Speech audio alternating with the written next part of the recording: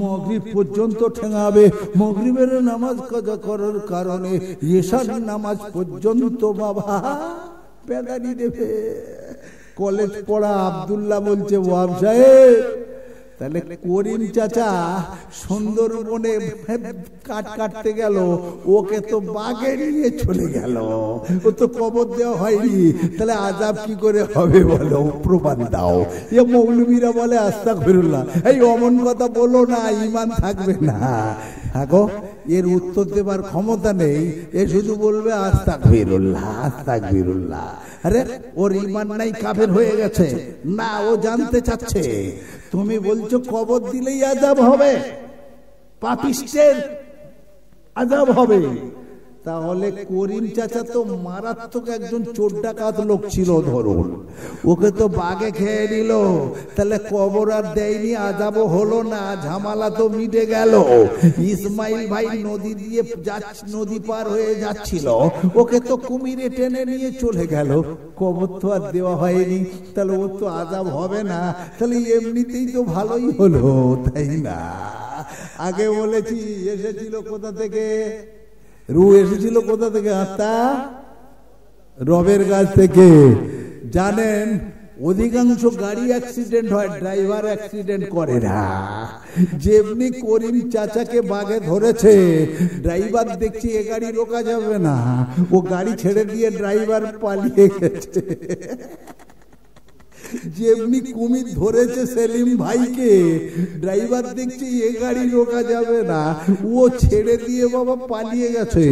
তাহলে ওই রূপ পালাবে কোথায়? কোথা থেকে এসেছিল? তাহলে যেখানে এসেছিল গেছে তো সেখানে। তুমি নিয়ে যাচ্ছ তোমার বাবার শ্মশানে, ইয়ে নিয়ে যাচ্ছে ওর বাপ মরা বাপের কবরস্থানে। কেন রে বাবা? তিনটে মেয়ে জলিল চাচা দূরে দূরে বিয়ে দিয়েছে রে বাবা। জলিল চাচা মরে গেছে, ধরে নিন জলিল চাচা আমার মরে গেছে। জানাজা হাজির 12টা বেজে গেছে, ছোট মেয়েটা আসতে এখনো লেট করছে। পাবলিক বলছে এই গরমে কি থাকা যায়, তবে মেয়ের জন্য রেখে দাও, আমরা চলে যাই। এ শুধু হাত জোর করছে, আর 5 মিনিট চরণে নেমে গেছে, এখনই এসে যাবে। এমন সময় মেয়েটা ঢুকছে, জানাজা সামনে রেডি গো বাবা, খাটিয়াতে হ্যাঁ গো কাফন দেয়া একেবারে সব তৈরি রয়েছে। ও খাচ্ছে আর বলছে ও বাপ বাপ, একবার জমিলে বলে ডাকো বাপ, কেন তুমি চুপচাপ বাপ। তখন আর বোনেরা ছুটে গিয়ে জড়িয়ে ধরে কাঁদছে আর বলছে বোন রে আর বাপ বাপ করিসনি, আমাদের বাপ আর নাই। বলে না বলে না? তাহলে খাটিয়ায় শুয়ে আছে কে? বোনাই। কি গো খাটিয়ায় শোয়ানো আছে, ওটা কে? ওরা তো বলছে বাপ আর নাই, তাহলে শুয়ে আছে কে? বোনাই। না, তার মানে আরে বাবা ওর ভিতরে সে নাই, ড্রাইভার নাই, তাই না? ওটা বডি আছে, বডি আছে। ওকে কুত্তায় খাক, বাঘে খাক, কুমিরে খাক, নিপাত যাক, ধৈর্য কেন? বাপ চলে গেছে। ওর ভিতরে যদি বাপ থাকতো বেটা কবর দিত। ওর ভিতরে যদি বাপ থাকতো, ও মা কোনোদিন বাপকে কবরের ভিতরে ঢোকাতে দিত না। এসেছিল যেখান থেকে, সব বেটা পালিয়ে যাবে আবার সেখানে। বন্ধু, তার নাম হলো রূহ। এই ইয়াসালুনাকা আনির রূহ কুলির রূহু মিন আমরি রব্বি। তাহলে বলে দিন রবের আদেশে আসে, তাহলে যেখানে আসে আবার সেখানে যায়। ডাক্তার একজন এমএস ডাক্তার রেগুলার 10টা 15টা করে অপারেশন করছে। আমি যদি বলি ডাক্তার বাবু আপনি আত্মা দেখেছেন, রূহ দেখেছেন, কিরকম কত ওজন? বলে তা তো দেখিনি। যা বাবা, 9 ঘন্টা পরে পেশেন্ট আবার বেঁচে উঠছে। তাহলে আত্মা কোথায় ছিল? আবার সংযোগ করছে। উরি বাবা, ডাক্তার রেগুলার 15টা অপারেশন করছে, অথচ ও এখনো রূহ দেখেনি বলছে। রূহের রং কালো না সাদা? মৌলবীরা বলছে পাক লোক হলে উজ্জ্বল আলোর মতো হবে, আর যদি পাপিষ্ট হয় তো কালো হবে। আমি মডার্ন যুগের মাওলানা, আমি বলছি তুমি বললে হবে না। আগে বলো দেখি ডাক্তার, তুমি এতদিন ধরে অপারেশন করছো, হিন্দুদের রূহ বা আত্মা কেমন, মুসলমানদের রূহ বা আত্মা কেমন? ডাক্তার বলে মোটে দেখিনি তো, কেমন বলবো? কি করে বলবো কেমন? আরে বাবা, কি করে বলবো রূহ কেমন, ভালো না ঢেমন? ডাক্তার বলছে আমি দেখিনি। ওরে বাবা, তাহলে দেখিসনি? ওমাউতি তুমিনাল ইলমি ইল্লা কলিলা। ১,৫০০ বছর আগে কোরআন বলে দিল, এই রূহ নিয়ে, আত্মা নিয়ে সারা জীবন যদি গবেষণা করো, পৃথিবীকে কখনো সঠিক ধারণা দিতে পারবে না। কে বলেছে? কোরআন বলছে। কখনো সঠিক তথ্য তোমরা দিতে পারবে না, যতটুকু দেবে সেটা কিঞ্চিত, সম্পূর্ণ না। ব্রাদার ইসলাম, এখন আমাদের মারাত্মক পেশেন্ট, মানে বাপ স্ট্রোক করে গেছে, স্ট্রোক হয়ে যাবার পরে এবারে মুমূর্ষ অবস্থা, হাসপাতালে তো এই রকম ব্যবস্থা, বাপকে বাঁচাতে গেলে স্পেশাল দিতে হবে চিকিৎসা, একদম চলো পিয়ারলেসের নার্সিং হবে। পিয়ারলেস বলছে পার ডে 1 লাখ টাকা লাগবে, যত লাগবে চিকিৎসা করতে হবে। হাগো, ওকে দিয়ে ভেন্টিলেশনে ঢুকিয়ে দিল। বেটাকে বলছে এখান থেকে চলো। বেটা বলছে শালা ডাক্তাররা কত হারামি রে, এখানে কারো থাকতে দেবে না। তাহলে অক্সিজেনটা দিয়ে বলবে এখনো মরেনি, শুধু টাকা দে, টাকা দে। হ্যাঁ, ধোকা দেবে না, দেবেন, দিচ্ছে না। শিক্ষিত মানুষগুলো মরা বাপকে নিয়ে টাকা রোজগার করার প্ল্যান করেছে। বলছে বাইরে ওখানে রুমে বস। ও রুমে যেমনি বসছে, এইভাবে এখন কতদিন বাপ থাকবে তার ঠিক নেই, বসে থাকা যায়? তাই ওরা ব্যবস্থা করেছে 2-3টে টিভি লাগিয়ে দিয়েছে। এরা জামাতে যায়, শুনে রেখেছে টিভি দেখা হারাম। আব্দুল্লাহ ভাই মাথা নিচু করে নিয়ে আছে, ওদিকে তাকাবে না। ঘাড় যন্ত্রণা হচ্ছে, যেদিকে তাকায় টিভি চলছে, টিভি তো হারাম। আমি বলছি যে বলবে টিভি হারাম, ওর ঘাড়ে মারাও আরো হারাম, ওকে মারতে হবে। টিভি একটা বিস্ময়কর আবিষ্কার, হারাম হবে কেন? টিভি যে পদ্ধতিতে দেখানো হচ্ছে, পদ্ধতিটাকে হারাম, বুঝতে পারছেন? টিভি হারাম নয়। হ্যাঁ, রসগোল্লা তো ভালো, যদি পায়খানার টবে ফেলে দিই আর তারপরে তুলে নিই, তার ভালো তো থাকবে। তো সেই জন্যই ও টিভি ভালো, যে সিস্টেমে চালানো হচ্ছে ওটাই হারাম। তো ও তো ওদিকে তাকাবে না। তাহলে তার পাশে দেখবেন এখন বর্তমান কালের ব্যবস্থাপনা আর একটা টিভি লাগানো আছে, ওর কালারটা সবুজ, ওতে শুধু দেখবো টিপ টিপ টিপ টিপ টিপ টিপ টিপ টিপ করে আলো জ্বলছে, টিপ টিপ টিপ টিপ টিপ টিপ টিপ টিপ টিপ টিপ টিপ আলো জ্বলছে। তার মানে এটা হলো পেশেন্টের পালস, তোর বাবা এখনো বেঁচে আছে, ধোকা দিয়ে অক্সিজেন দিয়ে টাকা নিচ্ছি না, তবে এর ভিতরে ঢুকতে দিচ্ছি না। কেন? বাপের জন্য তুই আবার মরবি, তোর যদি আবার স্ট্রোক হয়ে যায়। বাইরে থাক আর দেওয়ালের দিকে তাকা, বাইরে থাক আর দেওয়ালের দিকে দেখ, তাহলে বুঝতে পারবি তোর বাপ এখনো বেঁচে আছে। টিপ টিপ টিপ টিপ আলো জ্বলছে, তার পাশে আরো একটা টিভি লাগানো আছে, ওর কালারটা লাল লাল লাল রেড সিগন্যাল দিচ্ছে। ওটা হলো পেশেন্টের ওয়েট, ওজন। হ্যাঁ, 67 কেজি 150, 67 কেজি 150, 67 কেজি 150, পরের দিন একই আসছে 67, 150, ইমপ্রুভ হচ্ছে না। আবার মানে কি বলে, কোনো উন্নতি হচ্ছে না, অবনতিও দেখছে না। তাহলে বাপ বেঁচে যেতে পারে। হঠাৎ করে সবুজ আলোটা নিভে গেল, অমনি সঙ্গে সঙ্গে রেড সিগন্যালের তলায় 67, 67, 67, 67, তাহলে কমলো না বাড়লো? বুঝে আসেনি? আগে কত হচ্ছিল? 67 কেজি 150, আর যেমনি সবুজ আলো নিভে গেল তখন কত হচ্ছে? 67 কেজি। তাহলে কত হলো? কমলো কত? 150 কমে গেল। তাহলে ডাক্তার কৃষ্ণপদ বলছে, ডাক্তার সেলিম বাবু তোমাদের কোরআন বলছে রূহ সম্পর্কে সঠিক কথা বলতে পারবে না। বলতে পারলাম কিনা, প্রমাণ করতে আমরা পেরেছি কিনা? কোরআন ভুল দিয়েছে প্রমাণ।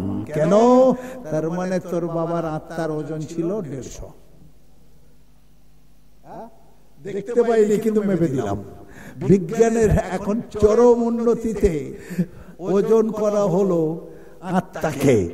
ধরে নিন 150 না হলে 100 কি 50 একটা ওজন। তা তুমি যতক্ষণ আত্মা বা রূহ ছিল ততক্ষণ বেশি দেখাচ্ছিল, আর যেমনি বাপ মরে গেল অমনি একটু কমে গেল। তাহলে কতটা কমলো ততটাই হলো তোমার বাপের বা তোমার পেশেন্টের আত্মার ওজন। বুঝে এলো না এলো না? মুসলমান ডাক্তার সেলিম ভাই বলছে আরো 2-4টে দেখতে হবে, এত সহজ না। তাহলে দেখা যাচ্ছে বাবা নরেন বাবু ভর্তি হয়েছিল, ঘন্টাখানেক পরে ওর ওয়েটটা আসছিল 68 KG 68 KG 68 KG 68 KG. Hago যেমনি লাল আলো ওই সবুজ আলো অফ হয়ে গেল, ওখানে তখন দেখাচ্ছে 68 কেজি 68 কেজি 100 68 কেজি 100। তাহলে কমলো না বাড়লো? বাড়লো। তখন সে ডাক্তার সেলিম বলছে ডাক্তার বাবু আপনি তো খানিকটা আগে বললেন আত্মার ওজন মাপতে সক্ষম হয়েছি আমরা, তাহলে আমার বাপের 150 আর এর আরো কমে গেল 100, কারণটা কি বলবেন? ডাক্তার বাবু বললেন ধরতে যখন পেরেছি কিছুদিন পরে সঠিকটা বলা যাবে। ও বাবু তো মিনাল ইলমি ইল্লা কলিলা। হ্যাঁ, কোরআন আগে বলেছে তোমরা যত সন্ধান করবে যত গবেষণা করবে আত্মা সম্পর্কে সঠিক ধারণা দিতে পারবে না। আজও পারোনি, মৃত্যুর আগেও পারবে না, ইনশাআল্লাহ কেউ পারবে না। তাহলে ব্রাদারানে ইসলাম, রব্বুল আলামিন আল্লাহ কোরআনে কারিমে ইরশাদ করলেন ওয়ার রূহু ফিহা বিইذনি রাব্বিহিম, তোমার রবের আদেশানুক্রমে তোমরা কি করো, রূহ ঢুকিয়ে দাও ওই মূর্তিটার ভিতরে। যেমনি ঢুকিয়ে দেওয়া হলো ও বলতে আর চলতে শুরু করে দেওয়া হলো। ওর নাম রাখা হলো আদম। আদ যুক্ত ম, আদ থেকে আদি, ম থেকে মানব। তাহলে প্রথম মানব সৃষ্টি হলো। আগো তাকে যে মানব সৃষ্টি হলো, মানব মানে শুধু কি বেটা ছেলে না মেয়ে ছেলে? সব গো, বেটা ছেলে না মেয়ে ছেলে? বুঝে আসেনি? আরে মানব মানে কি? মানুষ। তো মানুষ শুধু বেটা ছেলে না মেয়ে ছেলেরাও মানুষ? কি গো, মেয়েরাও তো মানুষ। কিন্তু মানুষদের মধ্যে প্রথম সৃষ্টি করা হলো কাকে? পুরুষ মানুষকে। নাম দেওয়া হলো আদম, আদি মানব। তাহলে ওটা পুরুষ মানুষ। তখন তো মেয়ে মানুষ তৈরি হয়নি বাপ, জেনে রাখবেন। মেয়েরা কিন্তু মাটির আদম নয়। জি, মেয়েরা কিন্তু মাটি থেকে সৃষ্টি নয়। এইবার আদম আলাইহিস সালামের বাম দিকের পাঁজরের ভিতর থেকে একটা হাড় নেওয়া হলো, অপারেশন করা হলো। ওই হাড়ের ভিতরে ওয়ার রূহু ফিহা বিইذনি রাব্বিহিম, এ তো মূর্তির ভিতরে রূহ ঢুকিয়ে দিয়ে পুরুষকে সৃষ্টি করা হলো। আর সেই পুরুষের বাম দিকের পাঁজরের হাড়টাকে দিয়ে তার ভিতরে রূহ ঢুকিয়ে নারী তৈরি করা হলো। তাকে কুরআন বলছে নাম দেওয়া হলো হব্বাবতী, কুরআন বলছে নাম দেওয়া হলো হাওয়া আলাইহিস সালাম। আচ্ছা, এই জন্যই দেখবেন পুরুষ অপেক্ষা নারীর হাড় একটা কম বেশি আছে। কুল্লু আজমিন ইয়াকুলু তুরাব, জেনে রাখবেন মাটি প্রত্যেকটা হাড় ক্ষয় করে বা খেয়ে ফেলে, প্রত্যেকটা হাড়। এবছর একটা মানুষকে মাটি দেওয়া হলো, 2 বছর পরে ওই সেম জায়গায় কবর খুঁড়ে যখন ফেলা হচ্ছে দেখছে হাড় গোড় মাথার খুলি ফুলি কিছু নাই, কিন্তু একাধটা হাড় আছে। একাধটা হাড় পাওয়া যায় না, যায় না? তাহলে হাদিসে এসেছে কুল্লু আজমিন ইয়াকুলু তুরাব, প্রত্যেকটা হাড়কে মাটি খেয়ে ফেলে ইল্লা আসবেন, কিন্তু একটা হাড় কখনো খেতে পারে না। যে হাড়টা কোনটা? যে হাড়টা বাম দিকের পাঁজরের হাড়। হিন্দু ভাইদের মৃত বডির হাড়ও সব পড়ে না, একটা হাড় বাকি থাকে। তাহলে জেনে রাখতে হবে আমার প্রাণের বাবাজিরা, সৃষ্টি রহস্য ধরলে আজকের সেই কালেকশনের ওয়াজি যাওয়া যাবে না। কোথায় বলবো আর কি বলবো? তো আমার বাবাজিরা জেনে রাখুন, এই নারীকে এইভাবে সৃষ্টি করা হলো আর তাদেরকে রাখা হলো কোথায়? আদাম নামা পুরুষ পত্নী হব্বাবতী স্মৃতা বিষ্ণু করদম জাত মলচ্চ বংশ প্রবর্ধন। সর্বপ্রথম পুরুষকে আদাম নাম দিয়ে, নারীকে হব্বাবতী নাম দিয়ে সৃষ্টি করা হলো আর তাদের দুজনকার জান্নাতে বা স্বর্গে রাখা হলো। তাহলে পৃথিবীতে কেন আসতে বাধ্য হলো? তাহলে আদম নাম পুরুষ পত্নী হব্বাবতী স্মৃতা বিষ্ণু করদম, ঈশ্বরের নাফরমানি করার কারণে, অবাধ্যতা বা অবাধ্য হওয়ার কারণে স্বর্গচ্যুত হয়ে পৃথিবীতে আসতে বাধ্য হলো দুজনে। জেনে রাখবেন। তাহলে সেটা কি? সেটা হলো গন্ধম, সেটা হলো গন্ধম ফল, নিষিদ্ধ ফল। এটা খেতে মানা করা হলো, ভুল হয়ে গেছে, আল্লাহর আদেশের অবাধ্যতা করা হয়েছে। কাঁদতে কাঁদতে কাঁদতে কাঁদতে আদমের চোখ খুলে গেল, পৃথিবী যেন ভেসে যাচ্ছে।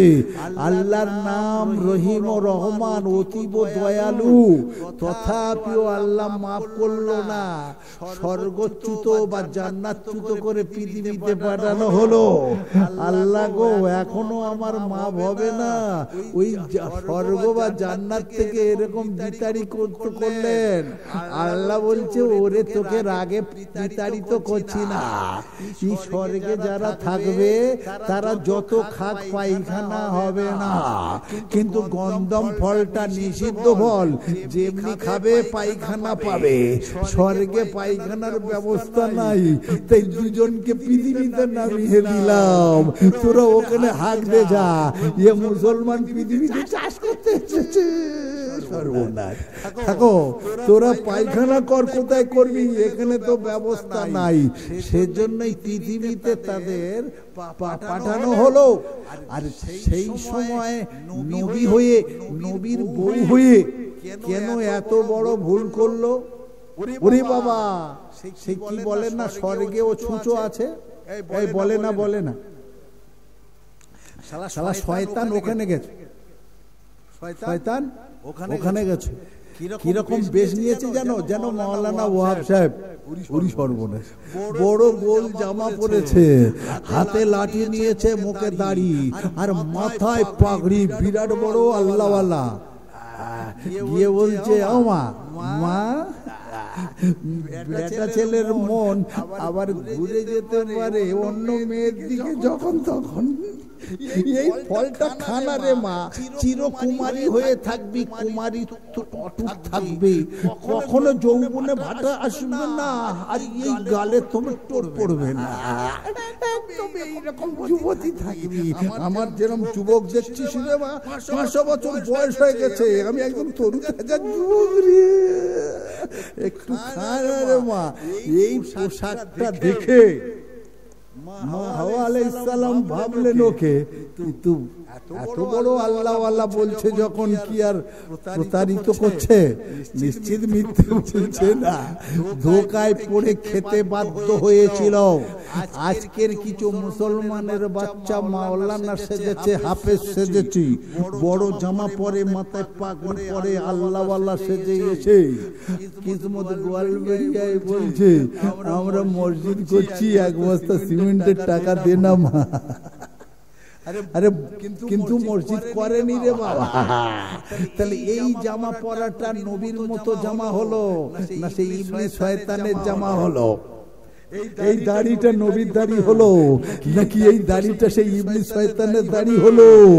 একবার আমরা দাড়ি রেখে মনে করছি বিরাট আল্লাহওয়ালা হয়ে গেছি, দাড়ির মতো সুন্নত, আমার মতে হাদিস কোরআনের দৃষ্টিতে দাড়ির থেকে বড় সুন্নত পৃথিবীতে নাই। দাড়ির থেকে বড় সুন্নত পৃথিবীতে নাই। আর দাড়িওয়ালা দাড়ি রেখে যদি ধোকা দেয় তাহলে ওই দাড়িটা নবীর দাড়ি হবে না শয়তানের মতো ধোকা দেওয়া দাড়ি হবে? এ কি বড় সুন্নত হবে রে বাবা? সুন্নত হবে না। আমি জয়নগর একদিন থানার পাশে দাঁড়িয়ে আছি, এক মুরব্বী আমাকে এসে বলছেন, আপনি সেই ওয়াব সাহেব না? হ্যাঁ। বলছি রে বাবা, কত ওয়াজ আগে শুনেছি তোমার, মনটা চাই কিন্তু আর পাই না তো। এই কথা সে কথা বলছি, চা খান, চলুন চা খান। আচ্ছা, আপনি মুরব্বী মানুষ, ছেলেদের কাছে খান, চা আপনি খান, আমি পয়সা দিচ্ছি। আল্লাহ আমার তো অনেক দিয়েছেন। বলতেই চা খাচ্ছি আর বলছে, বাবু কিছু মনে করবো না। না না, কি আছে বলুন। বলছি মৌলবীরা বলছে দাড়ি রাখো, দাড়ি রাখো, শুধু বলছে দাড়ি রাখো। তো দাড়ি একটা সুন্নত, কত সুন্নত আছে রাখে না।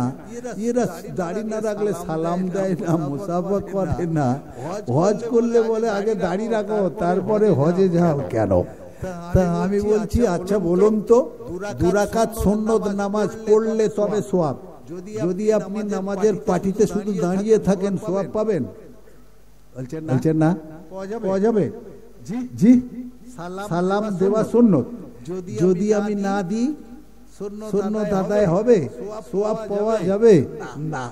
কিন্তু মুখে যদি আমার দাড়ি থাকে, ওই দাড়িওয়ালা যদি ঘুমিয়ে যায়, দাড়িওয়ালা যদি ঘুমিয়ে যায়, দাড়িটা খুলে রাখবে না দাড়িতে লেগে থাকবে? আরে দাড়িটা খুলে রেখে শোয়া হয় নাকি দাড়ি লেগে থাকে? তাহলে দাড়িওয়ালা যখন ঘুমোবে, সারা রাত সুন্নতের সওয়াব তার নামায়ে আমলে লেখা থাকবে।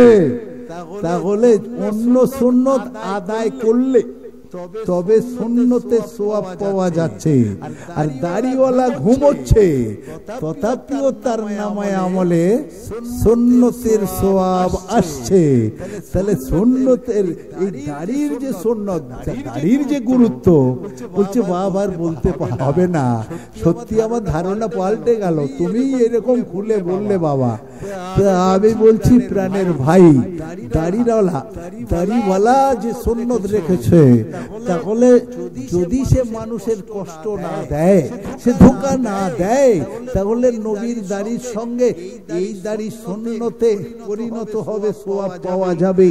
আর কেউ কেউ দাড়ি রেখে আর বাড়ি বাড়ি ঘুরে যদি বলে, ও মা ফাতেমা 300 ছেলে মাদ্রাসায় পড়ে মা, 400 ছেলে পড়ে মা, 40 জন হাফেজ হচ্ছে রে মা, একটা কোরআন তুই কিনে দে না। ও বাবা, সরল মনে টাকা দিলে হয়তো 10 টাকা দিত, হয়তো কি বলে চাল দিলে 500 গ্রাম দিত।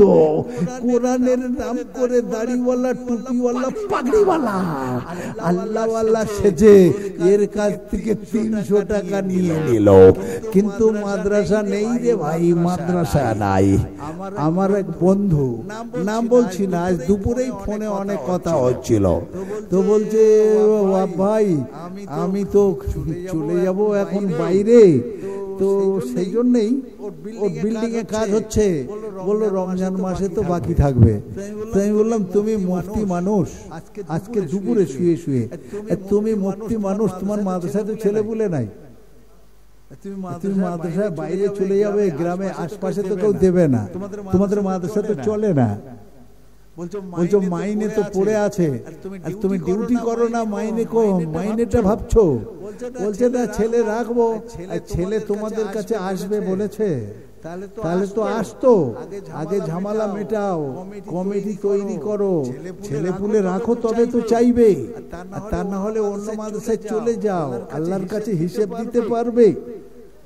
ভাই আজ দুপুরবেলা কথা হলো, ওর মাদ্রাসায় গিয়ে আমি রেস্ট নিই, মাঝে মাঝে গাড়ি নিয়ে ঢুকে যাই, মসজিদে নামাজ পড়ি, কেউ একজনও নাই। এই তো আজকের দুনিয়ার পরিস্থিতি। দাড়ি রেখে টুপি পরে পাগড়ি পরে ধোকা দেবে যারা, এ পাগড়ি সুন্নত আদায় হবে না। এ পাগড়ি সেদিন যে ইবলিস পরেছিল, ওই মান তাশাব্বাহা বিকওমিন ফাহুয়া মিনহুম, যে যার সঙ্গে মুশাবাহাত রাখবে হাসর তো তার সঙ্গে হবে। উম্মতে মুহাম্মাদি মুহাম্মদ সাল্লাল্লাহু আলাইহি ওয়াসাল্লামের পাগড়ির সঙ্গে হাসর হবে, মুহাম্মদ সাল্লাল্লাহু আলাইহি ওয়াসাল্লামের দাড়ির সঙ্গে হাসর হবে না। তুমি সেই শয়তানের দাড়ি রেখে অন্যের জমিটা ফাঁকি দিয়েছ, নিজের নামে রেকর্ড করেছ। একবার বলো তো ভাই, এক কিসমত গোয়ালবেড়িয়ার ভাইয়েরা বলি আসুন, আমরা হাদিস মানি না মানি না? কারা মানি একটু হাত তুলি।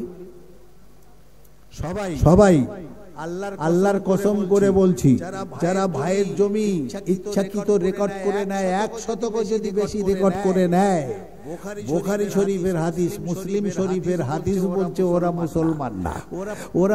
ওরা জামাতে যত যাক, ওরা হজে যত যাক, যত বড় মাওলানা হোক, জান্নাত পাবে না। যদি বলেন প্রমাণ, আমি দিচ্ছি, প্রমাণ নেবেন। মান আখাযা মিনাল আরদি শাইআন বিগাইরি হাক্কিহি লা খুসিফা বিহি ইয়াউমাল কিয়ামাহ ইলা সাবঈ আরদিন, রাওয়াহুল বুখারী। وقال رسول الله صلى الله عليه وسلم من اقتطع ارضا ظالما لقي الله وهو غضبان, رواه মুসলিম। মুসলিম শরীফের হাদিসে এসেছে, যদি কোনো মুসলমান অন্য কারোর ভাইয়ের, চাচাতো ভাইয়ের, চাচার আত্মীয় স্বজন পাশের কারোর হোক, যদি তার জমি অন্যায় করে নিজের নামে বেশি রেকর্ড করে, কাল কিয়ামতের দিনে আল্লাহ এত রেগে থাকবেন, তার মুখের দিকে তাকাবেন না, তার সঙ্গে সাক্ষাৎই করবেন না। আপনি জামাতে যান, আপনি হজে 14 বার গেছেন, ওহুদ পাহাড়ের সমান নেকি আছে। আল্লাহ যদি নারাজ থাকে, আপনি বলুন জান্নাত পাবেন? জান্নাত পাবেন? জান্নাত পাবেন না। এই রকম রোগের রোগী যদি কেউ থাকেন, আমার ওয়াজের পরে ভাববেন, জমি ফেরত দিন, নতুবা জান্নাত, নতুবা জান্নাত অসম্ভব। জেনে রাখবেন, জামাত কারো জান্নাতে দিতে পারবে না। জেনে রাখবেন, হজ কারো জান্নাতে দিতে পারবে না, মাওলানা কারো জান্নাতে দিতে পারবে না, যতক্ষণ না রেকর্ড সংশোধন করে দেবে। প্রাণের ভাই, 40 বিঘে জমি কি 4 বিঘে জমি নিজের নামে এক্সট্রা রেকর্ড করে নিল, বড় ভাইয়ের নিজের নামে রেকর্ড করে নিল, ওই জায়গার 10 কাঠায় মসজিদ তৈরি করে দিয়ে চলে গেল। যত লোক নামাজ পড়বে ও সওয়াব পাবে। হ্যাঁ গো, জায়গাটা ওর না ভাইয়ের, জায়গাটা ওর না ভাইয়ের, ও জমি মসজিদ করেছে, কিন্তু হাদিস বলছে জাহান্নামে যাবে। ও প্রাণের ভাই, ওই জমি চাষ যারা করি, তারা হালাল রুজি খাই, চাষবাস করে খাই, পিওর হালাল, হালাল না কি নয়। কিন্তু বাবা, কিছু চাষির এমন বদঅভ্যাস আছে, ও শুধু আল চাটবে, ও শুধু আল কাটবে, আল ছাড়বে। যখন আমিন এসে মেপে দিল, জলিল চাচা দাড়িওয়ালা নামাজি লোক, প্রত্যেকটা সাইটে 1 লিং করে বেশি হলো। প্রায় দেখা যাচ্ছে জলিল চাচার ভিতরে 1 শতক এক্সট্রা হলো। এই আল কেটে কেটে নিজের জমি বাড়ায় যারা, জামাতে যাক, হজে যাক, মাওলানা হোক, জাহান্নামে যাবে তারা। কেন? খুসিফা বিহি ইয়াউমাল কিয়ামাহ ইলা সাবঈ আরদিন, রাওয়াহুল বুখারী।